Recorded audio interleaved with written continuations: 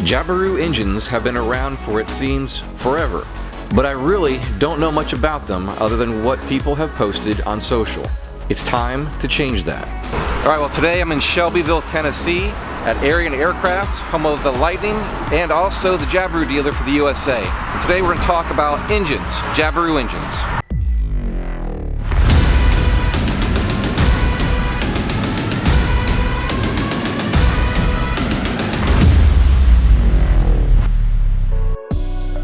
We invite you to rivet that like button and engage all notifications with that bell icon so you don't miss a single episode. I'm in Shelbyville, Tennessee again with Nick at Jabiru Engines in North America. You're gonna want to stick around to the end because we're gonna dive in pretty deep on the engine today. So Nick, go ahead and introduce yourself, what you do, who you are, and all that good stuff. So I'm Nick Otterbeck, General Manager and CEO of Avionics Aircraft. We have the Lightning kit line of aircraft and sport aircraft, but we are also the sole North American distributor for Jabiru engines, parts and service in North America. About how long have you been doing everything, and then how long have you been doing Jabiru? Is it one and the same? So we've been in business since 2004 with the airplane and using the Jabiru engine exclusively in the aircraft for our sport models. And in 2008, when Jabiru closed their doors under retirement and onto other things, we took over the sales and support for the engines in North America. And have you been here in Shelbyville pretty much the entire time? Yep, 2004 we moved to Shelbyville. We got sick of the snow in Wisconsin. I bet. So what does Jabiru currently offer as far as horsepower ranges? So we have the 2200 engine, which was the first engine they designed. That's an 85 horse, 4-cylinder. They also offer the 3300, which is the most popular engine in the States, and it's 120 horsepower. Awesome. And what, I'm sure there's many, but off the top of your head, a few of the airframes that are pretty popular using the Jabiru. One of the more popular airframes right now is the Zenith 750, the STOL or the Cruiser is very popular, as well as the 601 or 650. 650 is current, but a lot of 601 builders out there. S19 is very popular, S7, Kit Fox aircraft like that. And then of course your own... The Lightning, of course. Lightning, which is all around, basically based around the Jabiru. Yeah, the original design was, yes. Although we've offered many different engines now up to this point, recognizing experimental guys like to have that, but it was designed around the Jabiru engine, absolutely. Okay, so if I were to order an engine today, what is inclusive of that engine kit, if you will, and then separate from like a firewall forward, just the engine itself? Yeah, so the engines right now, you order an engine now, the engine will come with the exhaust system of your choice. We do offer a couple pusher and sonics and things like that that are specific to those aircraft. It will come with the correct air ducts. We call them plenums air ducts for cooling shrouds. Okay. It comes with a goodie bag, which is Lord mounts, regulator, rectifier, starter solenoid, things like that, and the propeller flange of your choice. They offer a couple of different propeller flanges for cowling spacing. So. Okay, so that's what comes in just the engine kit itself. Yes, absolutely. And today we're in May already, in 2021. What is the current price of the 85 horsepower and the 120 horsepower? So the 85 horse is $14,900 and the 3300 is $18,900 right now. Okay, and what's the process of ordering one? And obviously it comes from Australia and has to ship here. Yeah, so the process is a $2,000 down payment to secure your production spot through Jabiru. Okay. So we've got some paperwork online you fill out and you call us and we order it up and we get you basically a production slot.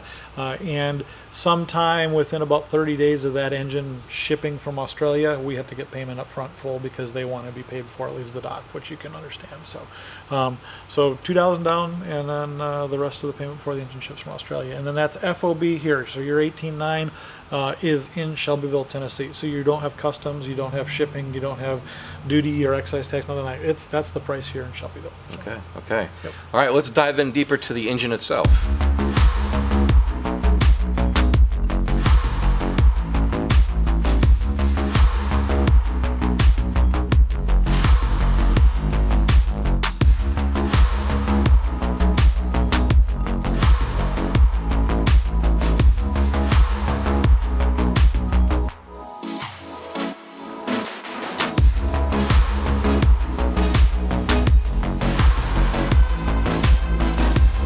All right, Nikki, if you could kind of walk us through the details of the 120 horsepower we got sitting here. Okay, this is the Jabiru Engines 3300 aircraft engine. This is the 120 horse model. This is a brand new Gen 4 out of the crate. So what we have here from the Gen 4 over previous model is significant differences in the design of the engine. If you look at the engine, one big thing about Jabiru's previous ones was cylinder head torquing. We had heads that were bolted to barrels and then bolted to the block. We no longer have that on the Generation 4. It's maybe hard to see on the camera, but when you look at the heads, we have two distinct color differences here. That's where we have a barrel and a head. The barrels are Nicocel treated, and then they're screwed to the heads permanently during manufacture. There's no way to get them apart. What that does is eliminate head torques altogether. So that's pretty cool. It also has aluminum, being aluminum head, aluminum barrel, aluminum block. We don't have any dissimilar metals anymore. We don't have a steel barrel in between. So our cooling efficiency is much higher. Our metal, our materials are the same. So we have a lot better assembly overall than what we used to have. Now, what is carried over in this engine from, say, the Generation 3 is the roller cam engine. So Jabiru got rid of the solid lifters way back in 2006, so we haven't been adjusting valves for a very, very long time. So this engine has a roller cam with roller hydraulic lifters in it as well. Looking at the block is still got some machining here. It is a cast block, but it does have machining on the inside and the outside to get to the shape that we want. However, what is completely different on the inside of this engine versus old engines is we have a forged crank and we have forged connecting rods. Previous engine had billet rods and billet cranks, so we have a crank and rod system, a rotating assembly underneath that is much more durable and much more long-lasting than the old ones. Although the old engines, we've never had a problem with those either, as far as lifespan goes. Things carried over from previous engines, which are really cool in the Gen 4. We have automotive-style oil filter down in the front. VD oil pressure gauge, so these things you can buy at the hardware store, not hardware store, the auto parts store if you want to, if you need to get replacement parts. On the back side of the engine, this engine is carbureted. This engine is magneto driven, so we don't have a magneto like a Slick or a Bendix. We have a small magneto here and another one over here. This is called a transistorized ignition system, so it is a solid state magneto. So on the flywheel we have magnetic pickups. Once that is going past the magneto, it triggers it, it fires. So when this engine is running, once it's started, it doesn't need any battery power, it doesn't need any ship power, it doesn't need anything. It will run continuous by itself until you either shut the fuel off or you ground the mags.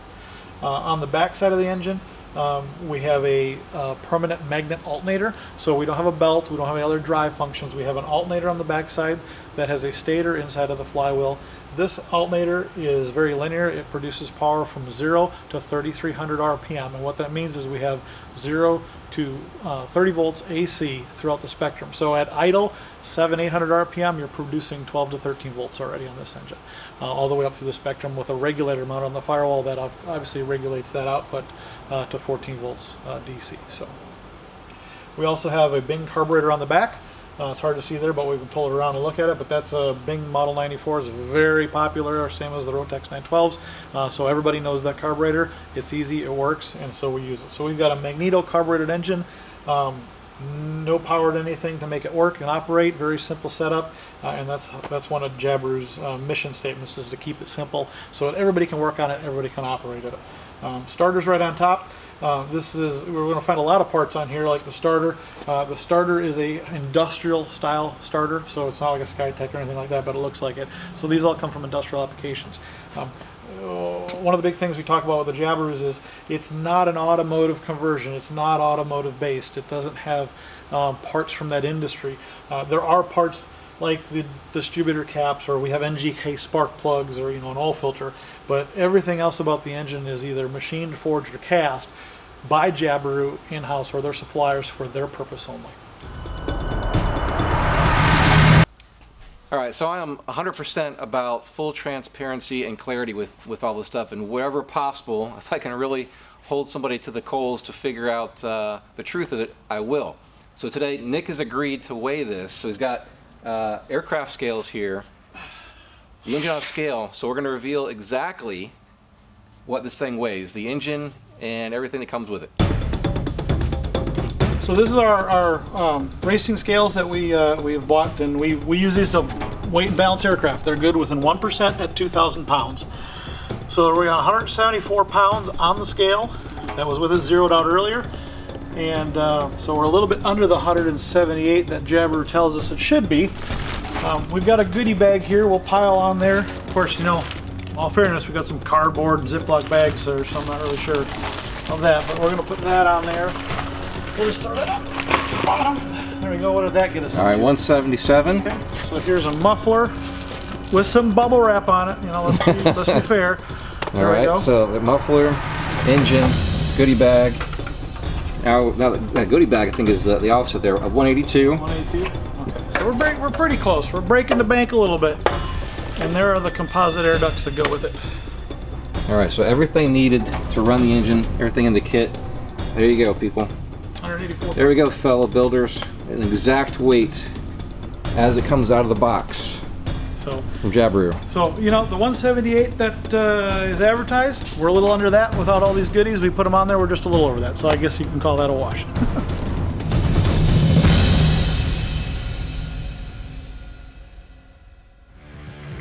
We are partnering with great companies like Dynon Avionics, Airworx, Airtech Coatings.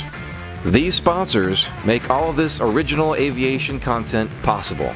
So I invite you after this video to check out the links below and say hello to our sponsors. Tell them you found them here on the Experimental Aircraft channel.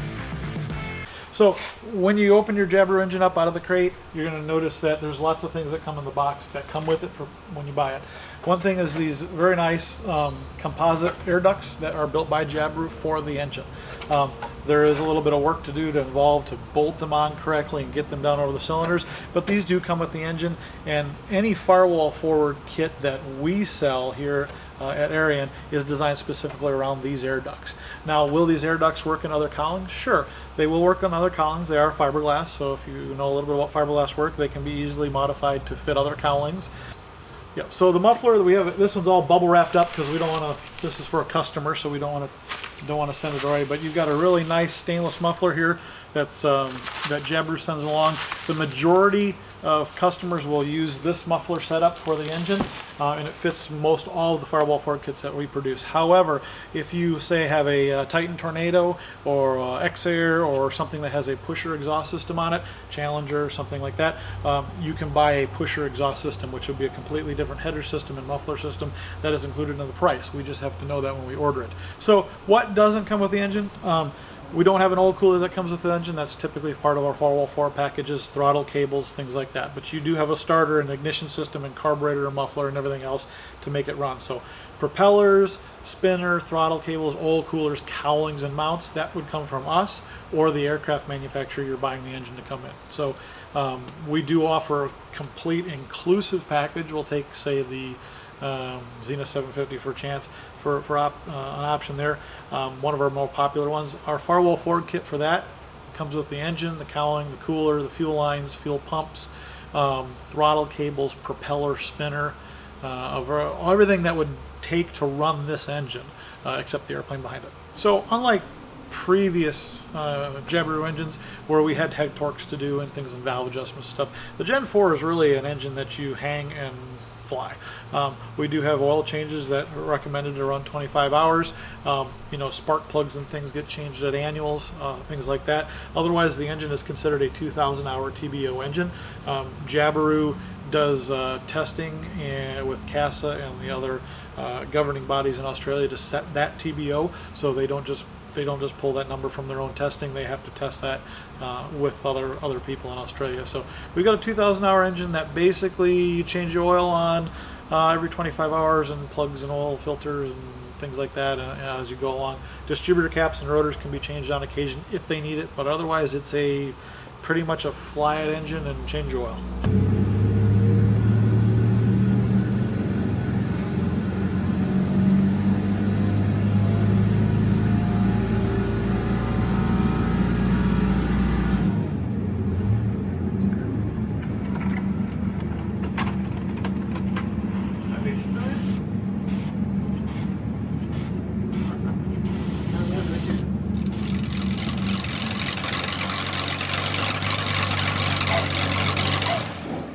One of the reasons I wanted to come up here is, I haven't covered the Jabiru yet, and I wanted to meet Nick. He's quite a personality on social and just an interesting person. But thank you. One of the big reasons I do want to come up here is because I don't know anything about the Jabiru.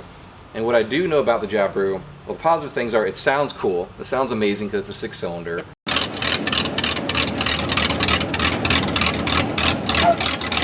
and it's really lightweight for the power that it creates. But other than that, I've heard things like the torquing of the heads has been an issue over the years, overheating issues.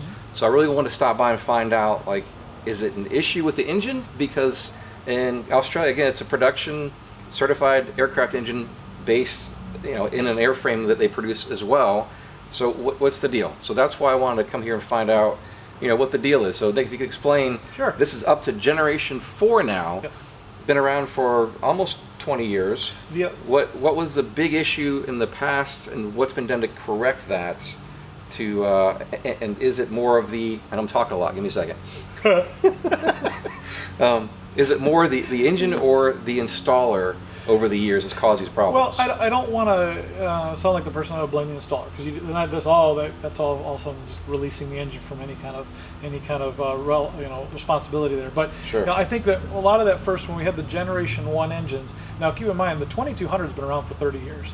The 3300 here has been around for over 20 years now. Okay. So when these engines first came on the market 20 years ago, so let's talk about the 3300 because that's the most popular engine.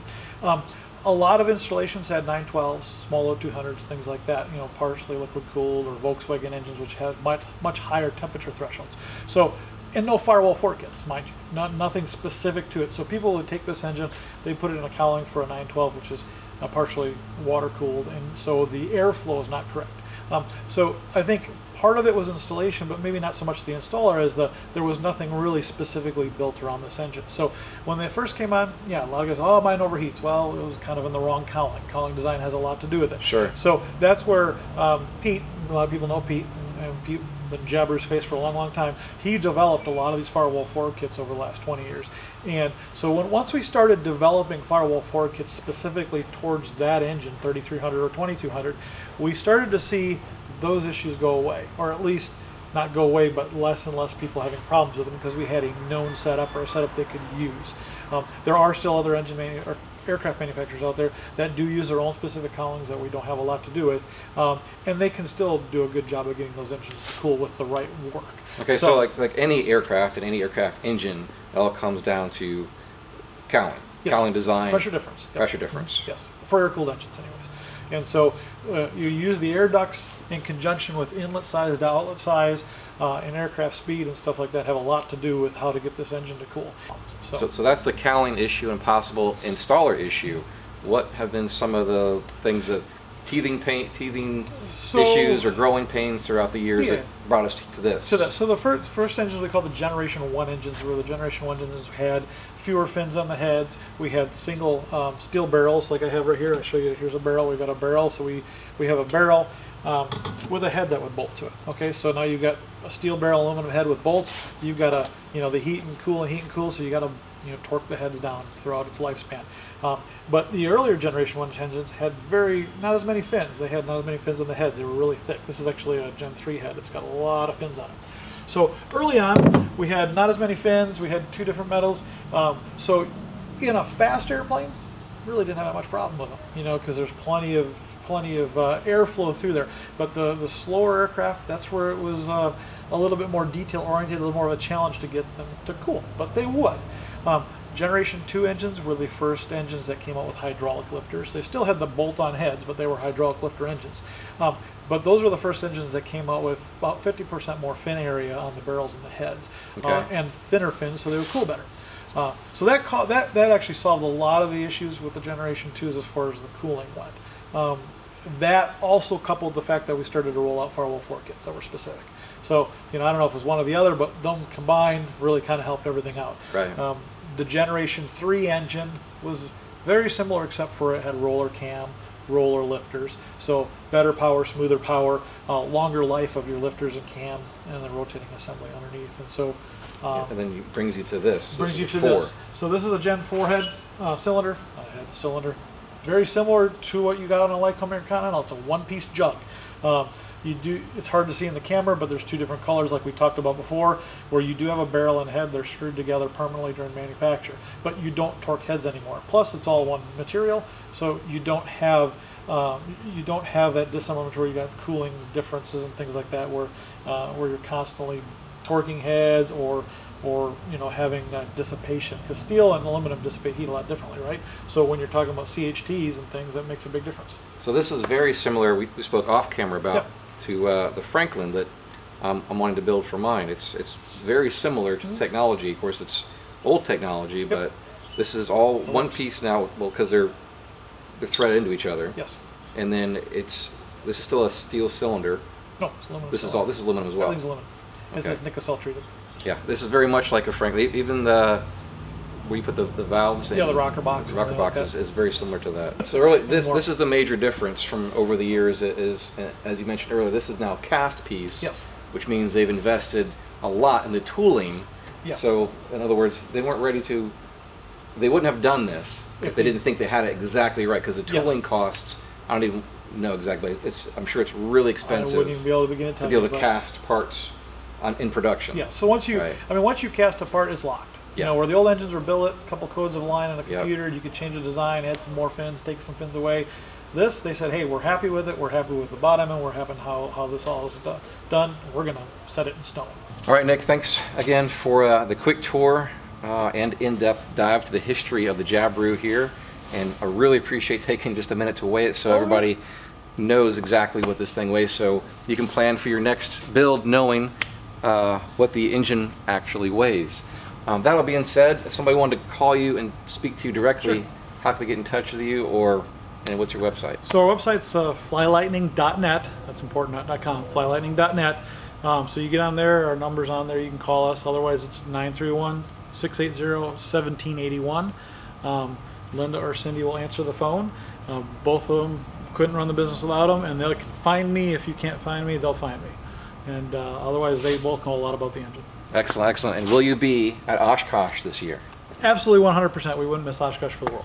So. Okay. You know where on the field? So we're in the new home built area, where everybody, they moved that home built area down from where it used to be up by Warbirds.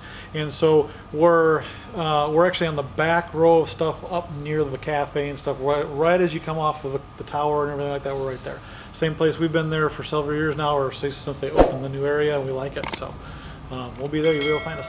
Excellent. And I'll see you there too. Come out and see everybody. The end of July is Oshkosh 2021. Next up, we return to Avionics Aircraft for a shop tour and how it's made details of the Lightning aircraft. Join us each week for more original aviation content. Check out our new website at experimentalaircraftchannel.com. Rivet that like button and engage all notifications by hitting that bell icon. I'll see you in the next episode. Thanks for watching.